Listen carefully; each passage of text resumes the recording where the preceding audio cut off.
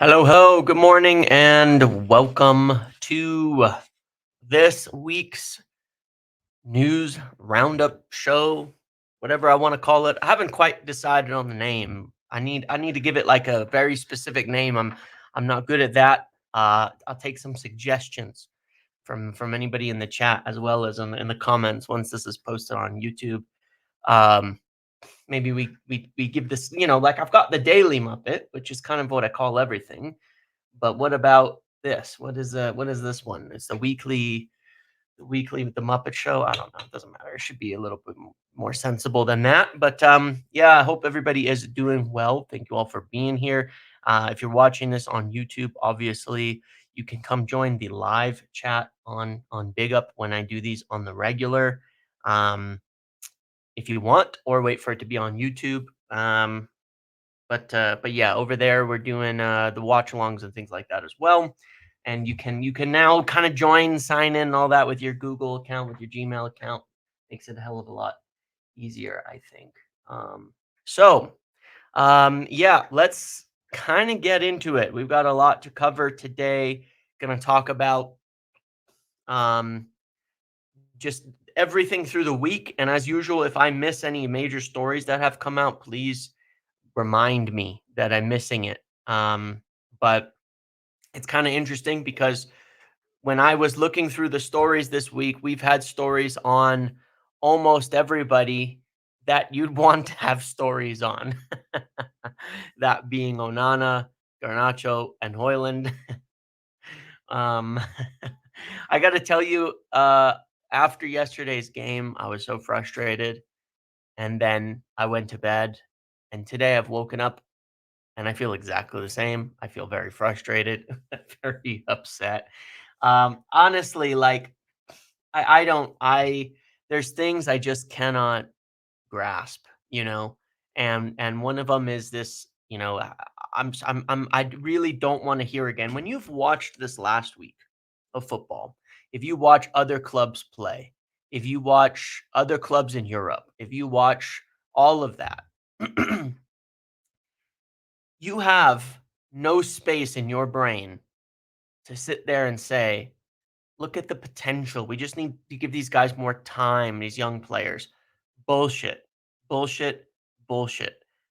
Problem here is that I think that as Manchester United fans, we've been so used to mid players that we massively have overstated the level of talent of so many um, when looking at them. Alejandro Garnacho has played more minutes than Barcola. Alejandro Garnacho has played more minutes than Desiree Doué. Alejandro Garnacho has played more minutes than Yamal. And the list could go on when you look at the actual what an actual top young talent looks like. We don't have them. Now, I'll preface that. I'll kind of bookend that with Kabi Menu. When he came on, you can see the talent. You can see it in an instant. The actions, what they're doing. It is visible with the naked eye when somebody has it. And you don't have to wait on it. You don't have to look at it. You don't have to sit there and go, well, maybe because look at the third right. No, just look at the player and watch them, and you can see the difference that they do something exceptional. And you can see it with your eyes when a young player has it. And that's where all the comparisons to Ronaldo have always fallen down. If you watch Ronaldo when he was a young player, you cannot compare to all of these players that we've been talking about. And it's okay and Lenny Yoro is another good example. 19 years old, he's played half the minutes of someone like Garnacho, less minutes than Hoyland. Look at him when he plays. You can see it. Every game it's better and better, but you can see it. The aggressiveness, the talent, the composure, the mentality, all of it, it's there. The cleanness and the absurdity of how tight the actions are. It's all visible when we're looking at young players, that's what we need. And as United fans, got to let go. Young players are good. There's good young players out there. We can develop young players, but you can tell the ones that have it and the ones that don't. You just can. And it doesn't take that long to see it, um, unfortunately. So we need some major changes, major changes. And we cannot sit here and talk about how We've got to wait for these young players to develop. They've got it or they don't. And you can either see it or you can't. And we can't see it. Time has gone on too long. Um, it's been enough. So let's go through the news. Let's go through the news. Let's start here. Um, Time after time, individuals costing us games. All right, let's start here. Speaking of young players, so this is a story that actually came from Sully talks over on Twitter, who's been putting out some interesting kind of information in recent times, and I gotta say, this is an interesting one. He says United made contact with 17-year-old PSG winger Umar Kamar's representative in recent weeks. I think he had another update about it as well. Umar Kamara is coming down to the end of his thing here at PSG, and a few clubs are looking. There's another one saying United are pushing ahead, trying to get him and competing with Dortmund. Now, I think there's definitely validity to this link. I think there's validity to this one. I've said before, I remember having a conversation with someone specifically about getting someone from PSG's academy, and for the life of me, I cannot find or recall like the details of that conversation. But regardless, this seems like a good story. A young right winger.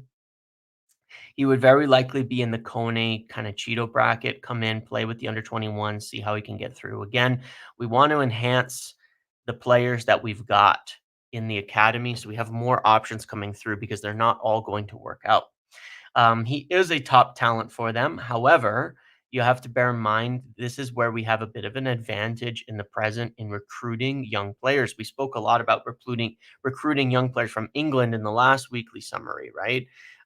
Because of the pathways that we have open, in big part because we are shit at the moment, and there is a route into the team. Why are we going for wingers when the position isn't there at the team? It can be for wingbacks. It can totally be for wingbacks.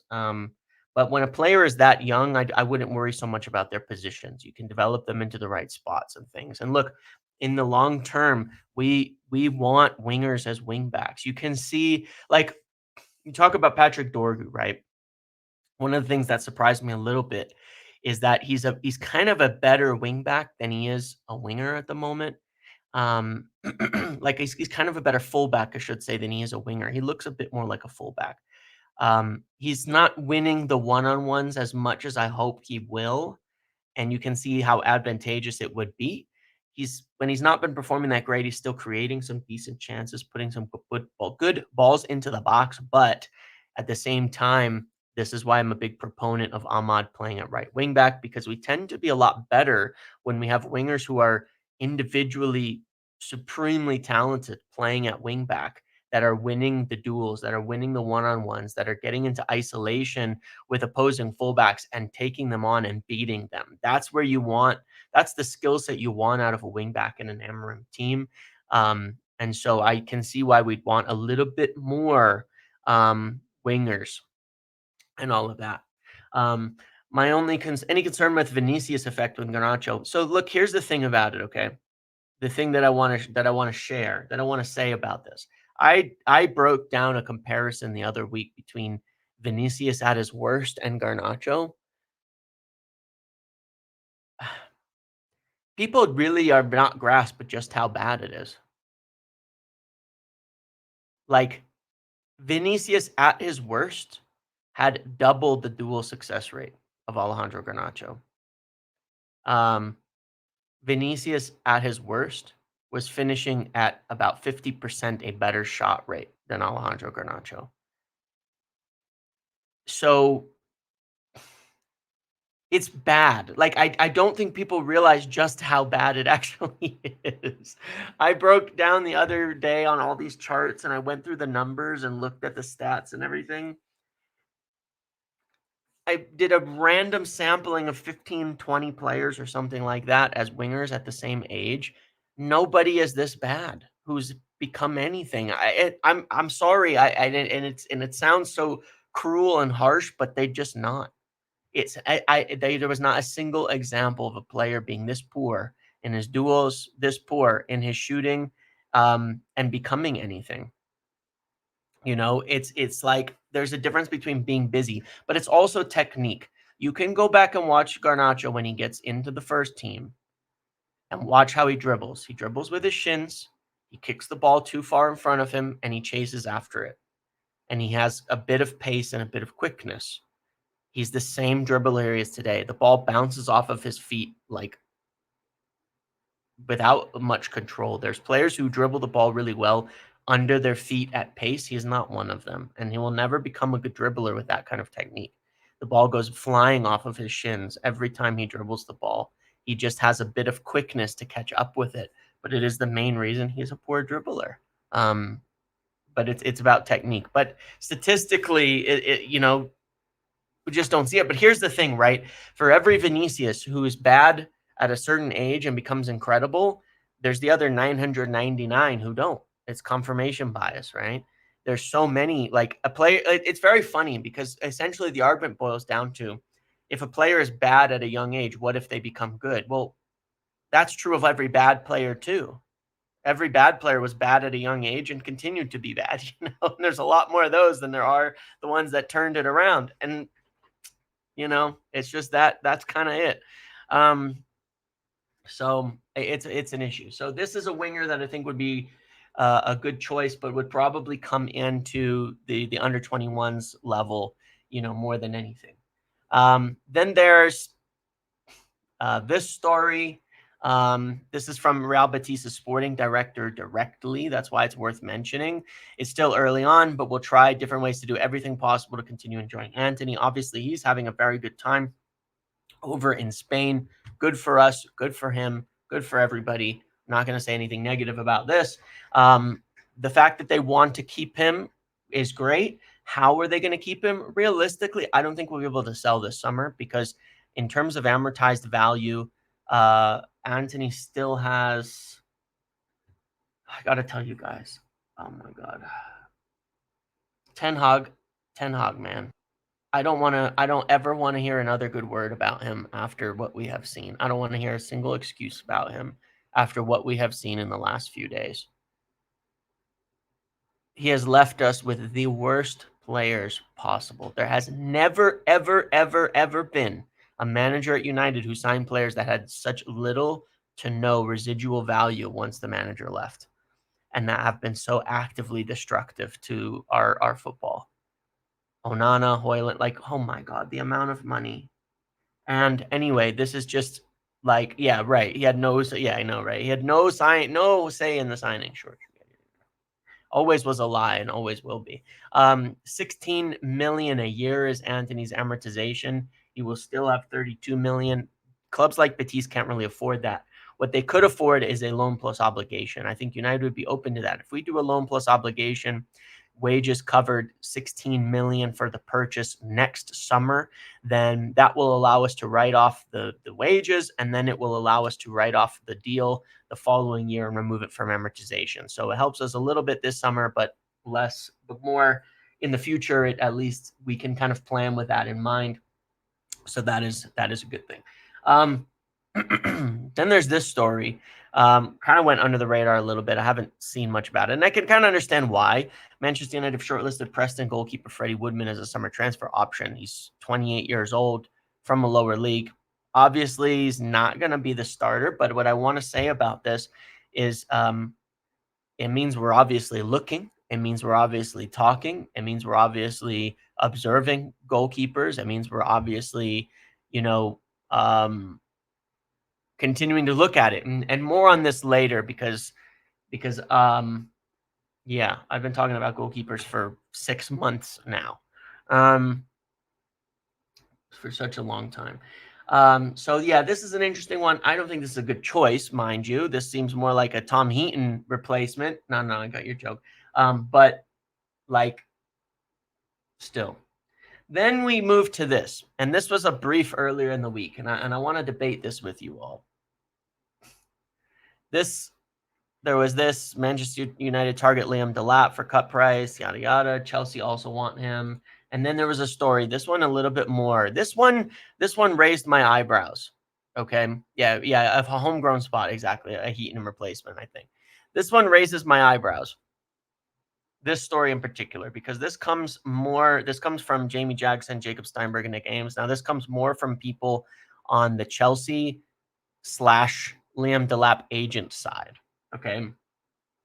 Um, and it talks about Chelsea and United and a tussle for him, blah, blah, blah, 30 million for his release clause.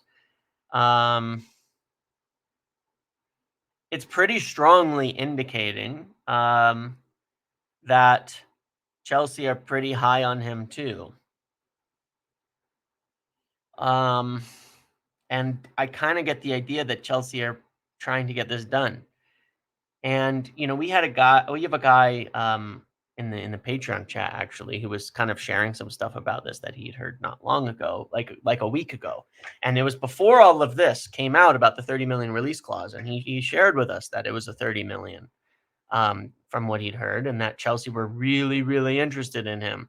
And yeah, my ears kind of perked up a little bit. I made a joke. We were in a live video, I think on Wednesday, kind of talking about this and saying, "Are we baiting? Are we baiting Chelsea on this? Um, are we baiting Chelsea on this? Because yeah, on Delap got the same agency as Cobby. Now, yes, CA Stellar. Now, you'll remember there were stories about Chelsea want Cobby Mainu and all of that, right? A little suspicious, I got to tell you, like, if you know how Stellar Group operate, you would not be surprised by those stories, even if they're not even true. It's just, but anyway, we I would what here's the surprising thing.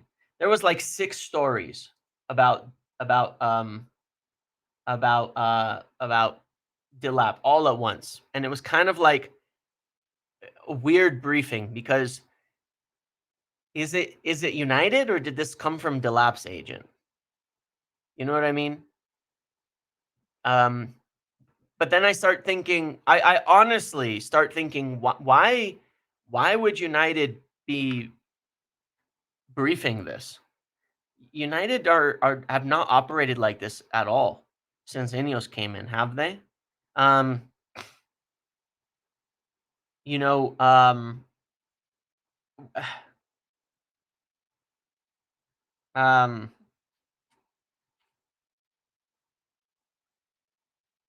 there's another story that just came out, which is very, very good, from Laurie. Yeah, yeah, yeah. On Cunha. Okay. Um, good deal. All right. We'll get to that, but I guess my curiosity here is, yeah, Cunha and Delap. Well, this is what I was asking for the other day, right? When I was doing the video, I was saying, look, Hojlund could leave, and we could end up getting 2 goal scorers, and then it makes more sense to get a Liam Delap because you get somebody else who has a lot of more goal potential, and that would be big. That would be big. And that would make a lot more sense than just getting like a Delap and another young player. We need goals in the side. So, but regardless, I'm a little bit curious about why it was so heavily briefed on Delap. Now, then you go to kind of this story at the same time, which comes from Rob Dawson saying Victor Osimhen eyes move to Premier League or Juventus. Now, there's a lot of talk of him going to Saudi, which is totally true. However, at the same time, this says that Osimhen's on our short list. It does again say that Delap has leapfrogged him because of his salary. So, point being, we're obviously still very much looking at Osimhen, but Delap has become as well a major target. And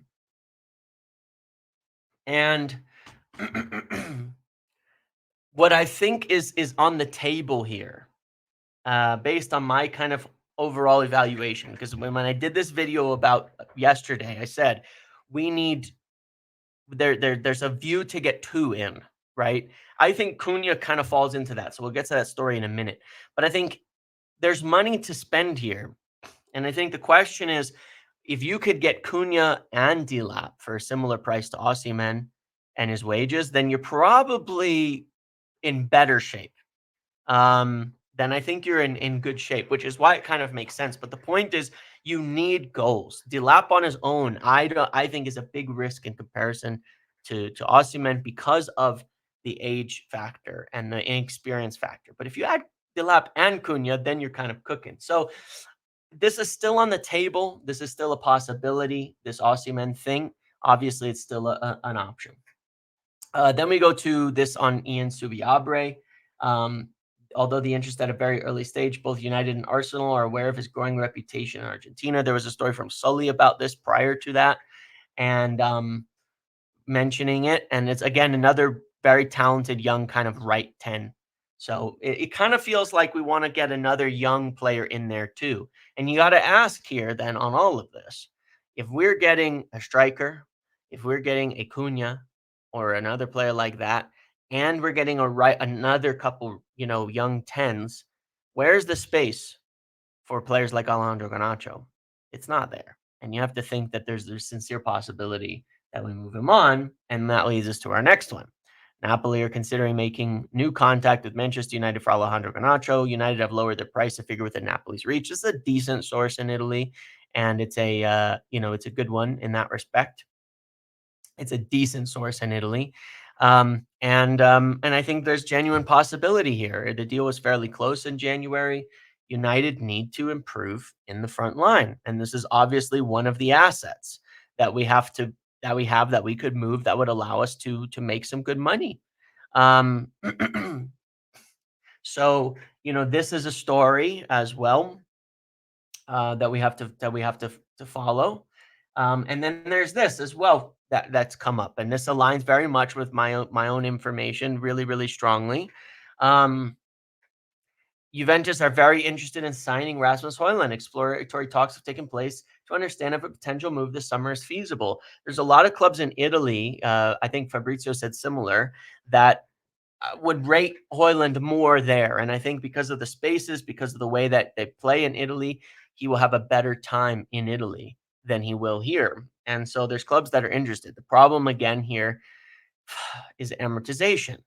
44 million is what we would need. So realistically, we might again look at a situation with Rasmus where we loan him with an obligation, or even an option, I guess, because then at 30 million or 28 million the next summer, the purchase becomes more sensible. So that's fine to do that. It's not going to save us tons of money right now. It's fine to do that if we're replacing, and it's fine to do that if we're making money from some other sales like Garnacho and such as well. It becomes a possibility. Then there's this. Manchester United have stepped up their scouting with Zion Suzuki. United are planning to bring in a new goalkeeper this summer, and Parma values Suzuki at 40 million. Now, whether the link to Suzuki, whether all of that is valid at this point in time, the thing that is correct, and I want to go to what I said yesterday on this. I've been talking for 6 months about this. United have been looking at keepers. I can tell you that for an absolute fact. And people are starting to catch up on it. People are starting to report on it. People are starting to keep up with it. There has been a lack of faith in the keeping group at United all year. Okay. And what Amram really wants from there is safe hands. I think some of the links out there are kind of lazy. I think they're just kind of pulling it up. But that being said, what can happen is this, okay? Let me just explain a little bit of what can happen. Let's say United have a shit game and Onana messes everything up like he did yesterday. What can happen is journalists can go to people they talk to at the club and go, listen, are United in the market for a goalkeeper? Because this is a disaster. And at that time, people at United might want it out there where they may not have wanted it out there before, because it would be reassuring for people to hear that United are in for a keeper. And so they say, yeah, well, we definitely are looking at keepers, and it is something that we may need to address this summer. Then the journalists may be a little bit opportunistic at that point in time and say, well, who do we know that they've liked in the past? All right, we're going to write a story that says United want a keeper. These are some of the ones they're looking at. It's a little opportunistic in my opinion, because I don't think they would have been given the names at that point in time, but that doesn't mean that there isn't some truth in it. And the truth in it is that United are looking at keepers.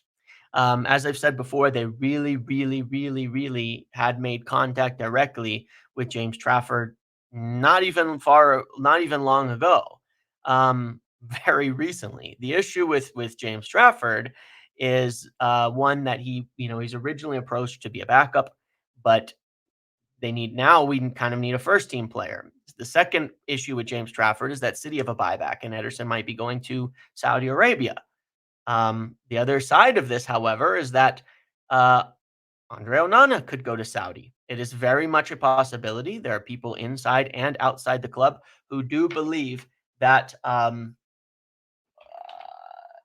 yes, I'm going to pull up that athletic thing in a moment. Okay, that do believe that Onana could very much go to Saudi, and that would open up a lot of space for another keeper. So there's a lot. United have looked at Chevalier, they've looked at Lamens, they've looked at James Trafford. There's also doubts on Bayindir, with whether he wants to stay, things like that. So it is a priority. It is something that they want to address, and it is something that that they want to look at. So yeah, it's good.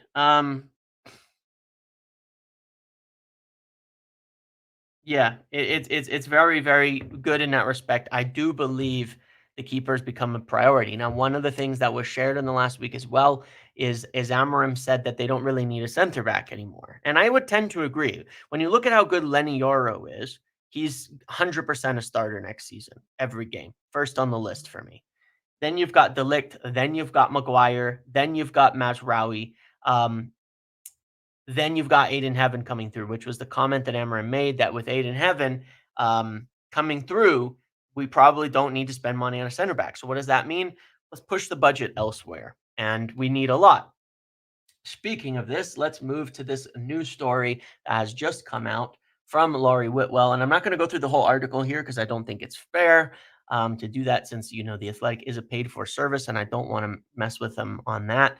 Manchester United considering some moves for Matthias Cunha and Liam Delap. Um, Manchester United considering a summer move to supplement their aims of getting more goals. Liam Delap is high in the thoughts, while Cunha is seen as potentially a good fit for one of the number 10. Signing both players is plausible if United are able to sell well, while other attacking options are being explored for both forward roles, and plenty of talks on targets are anticipated. They're acutely aware of the need to do this. So this is, to me, a big, big win because, again, as I was saying yesterday, I was just talking about this exact thing. Okay. Number one is, in order to get both of these deals done, we probably are selling Garnacho. Not going to lie to you. And in order to afford it, that is kind of the reality of the situation. Um, in this video, or Rasmus Hojlund, to be fair. It could be him, but one of the two up front really does need to go in order for something like this to happen. In yesterday's video that I posted on the strikers, at the end, I spoke about this exact scenario, that the potential for perhaps two strikers. And I used the term strikers loosely when I was talking at the end and saying what we really want here, and what the view is that we need two goal scorers coming in. We need two. Um, we cannot just get Delap and keep our options. It's too risky. But if we get Delap and a goal scorer, like Delap and Cunha or Delap and Mbumo, those were the specific examples that I gave, then then things start to move forward. And the possibility is that we move on Hoyland or Garnacho or both in order to do that, because they are very unhappy with the performances of Hoyland and Garnacho at that point in time. So that makes it all the more plausible to me when you look at it to say, hey, if we get a goal scoring 10 in addition to Delap, then it's like we're signing two strikers. Cunha is the perfect Rashford replacement, spot on. And I was saying yesterday, what we need is Rashford. That's the truth of it. From a profile perspective, that direct inside narrow forward who's practically a number 9, who carries the ball well, who hits it well, who scores goals, that's actually the missing profile in this team. That's why he keeps playing Garnacho, in the hopes that he's that direct player from, to balance out with Bruno in the 10s, who's going to go for goal, all of that. Problem is he's just bad at it. He's just not producing. So this is the plan. And then Xerxes kind of a Bruno backup, essentially. Someone who can play in the front three as a sort of a 10, maybe a 9 at times, give you something different. So it's good to see the story because this is the exact plan that we were talking about. Spending more money up front, and being willing to move on the players. So I'm really, really happy to see the story. Let me see if there's anything else in this article. I don't, because I didn't want to share the whole thing. Um,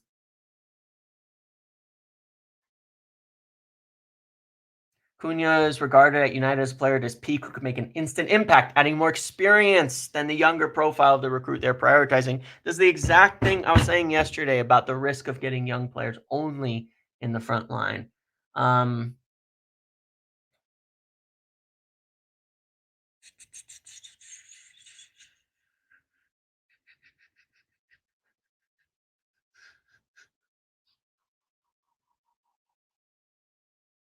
and then it also says Sheshko and Osimhen are other striker options. So it's still keeping Osimhen in the frame,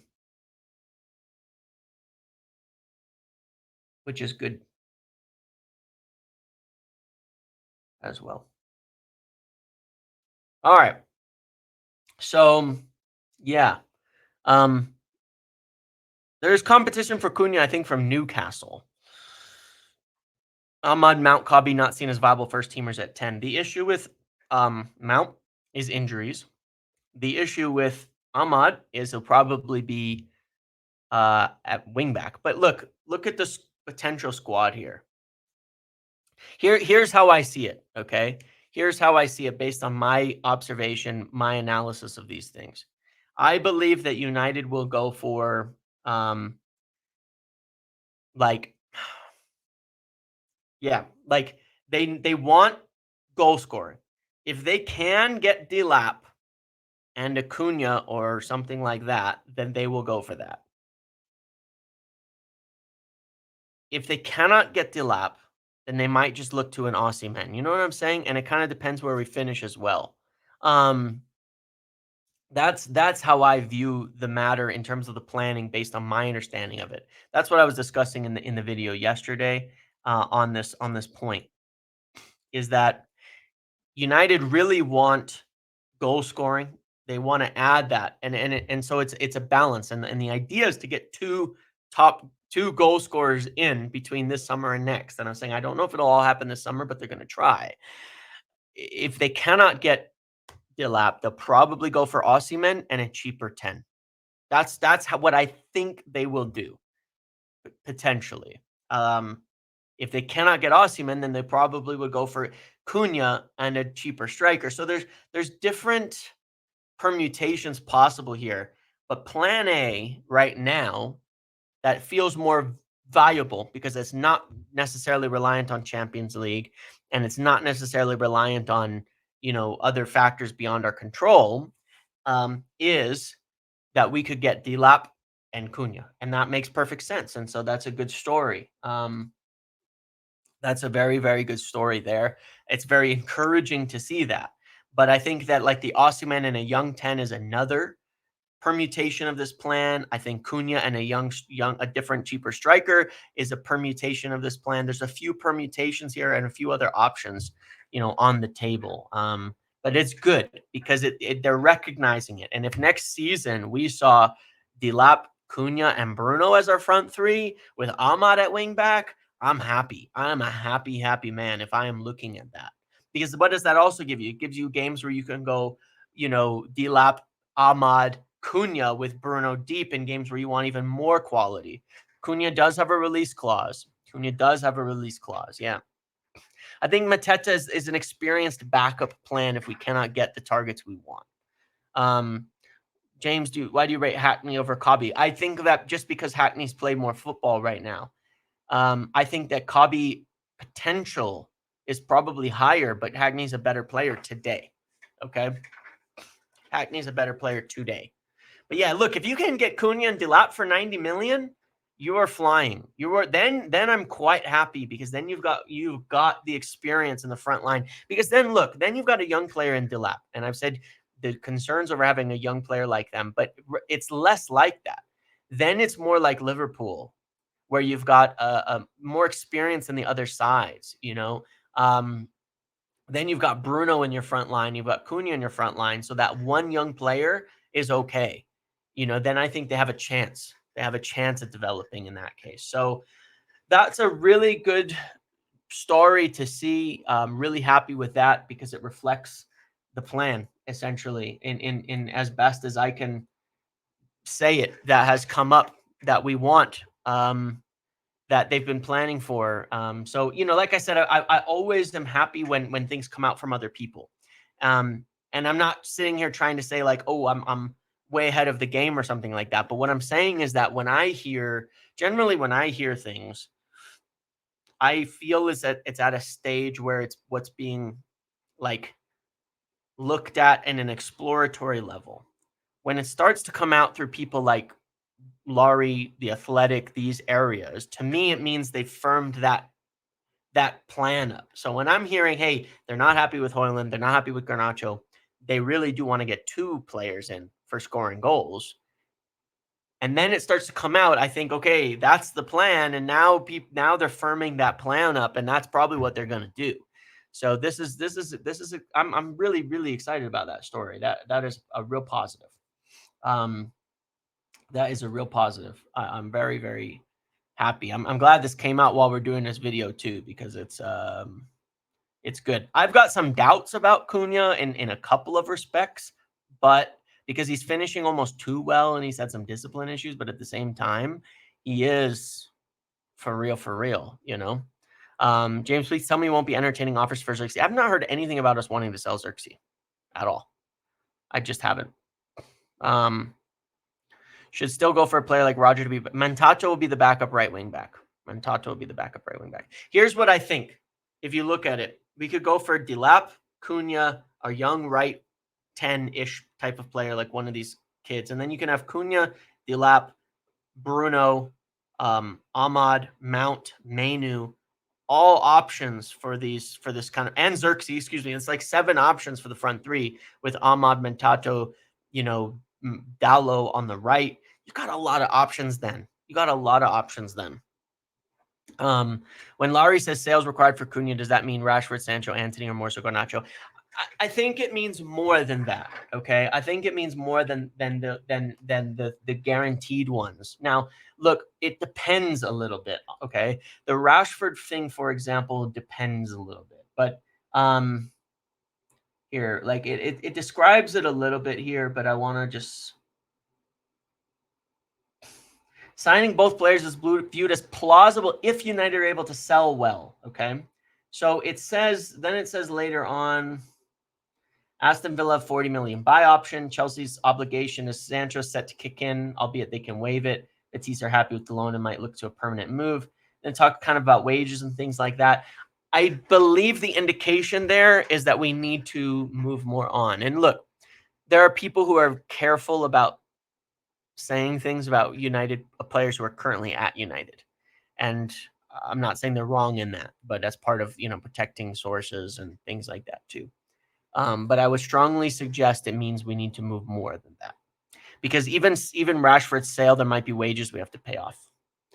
You just have to factor that into the profit aspect of this. We owe Rashford a lot of money. 300,000 a week, right? We owe Rashford, it's only been 2 seasons. We owe Rashford, it's not his fault. We owe Rashford 45 million pounds at the end of the season. You realize that. If a club isn't going to match those wages, we're going to have to account for some of that, very likely. That's normal. It's the same. It's why we didn't end up selling Maguire to West Ham, things like that. That's normal. That's the problem with huge contracts. If a club comes in and offers Rashford 200,000 a week, we're realistically entitled to paying him off like 15 million. So if 40 million goes in profit, but we have to pay off 15 to 20 million in wages, it could cut the profitability down to 20 million or so. Then if we don't have Europe, realistically, our ceiling is still around 100, 120 million total. So we could get these done, but we have other positions we need to address as well. So, yeah, but it's a good sign. Look, it's the right direction, and I think we have other options as we've seen. There's big interest in Garnacho and Hojlund. Obviously, selling Casemiro would be another one that could free up an enormous amount of money for us too. But those are the three that I would. Villa, he's not going to stay at Villa. I'm fairly positive he's not going to stay at Aston Villa. So, yeah. But there's other clubs that are interested for sure at this stage. So, yeah, kind of the best story comes right at the end while we're doing this. But yeah, that's what essentially I've got. A contract payoff would not be amortized. It will be essentially counted right away. So even though we could take the 40 million right away, if we had to pay off 20, we have to write that off immediately. So it just comes straight off the top of that profitability that we have to account for. A nice sell-on clause or two. There's that. Alvaro Fernandez, he could make a move. We could make some money there. Mason Greenwood could be sold, and we could make some money there. So there may be more profit in the books lining up. And this is what happens when you start to do this thing of like moving players out and, lining these little things up. We could start to see 5-10 million in profit kind of flying in from all over, enabling us to spend more. But yeah, liquidity is a bit of an issue. But that's what we use the equity line for, and we have paid the equity line down. So if it's purely based on liquidity, they'd be willing to draw down the equity line again, or the line of credit. I shouldn't say equity line. They'd be willing to draw down the line of credit for transfers. They do it often, so long as, because we've been able to pay it down, we have space in it available. As long as we're not, like, the problem we've had with the line of credit is we've been using it while we're making losses. If we've balanced the books, they'd be happy to use it to solve cash flow, because that was the whole point, was to use the line of credit for cash flow. It's not so you can go further into debt. The idea of it is to fix cash flow. You need to spend 200 million in transfers. You can get better deals if you pay cash up front, or wait the cash up front, but you don't have the cash. The idea is to use it to supplement your cash flow, not to drive yourself further into debt. You use it, you pay it off. We've been using it as debt, as further debt, because the club's been run so horribly that it's been going into the negative. The idea now is, with the books balanced, with it paid down, we could use it, no problem, to supplement our liquidity to do transfers at a better rate. But yeah, regardless, that's okay. So, all right, I think I'm going to end it there so it doesn't go too long. I like to keep this like a good 40 minutes here, so I can post it on YouTube as well. But a good story, a strong story, good week of news. The major takeaways are: we're looking at young wingers. We're looking at 2 goal scorers. Thank you. Or still, Osimhen is still technically on the table. And the potential sales of Garnacho, Hojlund, and keepers. So everything we need, we are hearing about. So they better execute. Very likely either way, bath time. If we are doing a deal for a guy with a release clause, we will try to negotiate a slightly higher fee to pay it in installments. Same goes for Delap's 30 million. Very rarely are release clauses actually paid. We really don't need to. Because why mess up the cash flow if you can avoid it? It's easier to pay an extra $1 million a year in amortization, and the other club gets more money. They can write it against their books as a positive right away. So, all right, guys, let's end it there. Actually, one more little thing. Let's look at it based on today's news. If things go the way that we're kind of starting to hear them go, I just want to take a brief look at what the squad might look at, because maybe it'll help us feel a little bit more positive based on the straight info. Ooh, yeah, this is starting to look pretty good. If we were to build it out based on the rumors we're hearing today, I'm not saying there aren't more signings, because there's potentially more signings in this. for sure. Wrong. No, I keep doing that. This would be potentially the lineup next season. Ooh, man. I'm not gonna lie to you guys. This is kind of looking good. It's starting to look a little bit spicy now. This could very well be heaven and you're over here, by the way. I don't know who to put at keeper. I'm just gonna put Trafford again. I kind of always do as my baseline, but now I'm feeling pretty good about this. This has potential. This has serious potential. There's a lot of talent in this team. I'm not going to lie to you. Then the next season, for all of you who want to disagree with me, you're totally fine at the next season or further on. If you go, hey, let's get another six. Maybe Ugarte becomes a squad option. I'm okay with that. He's just not the problem right now. You probably then need another center back once Maguire leaves in the following season and makes it really clear.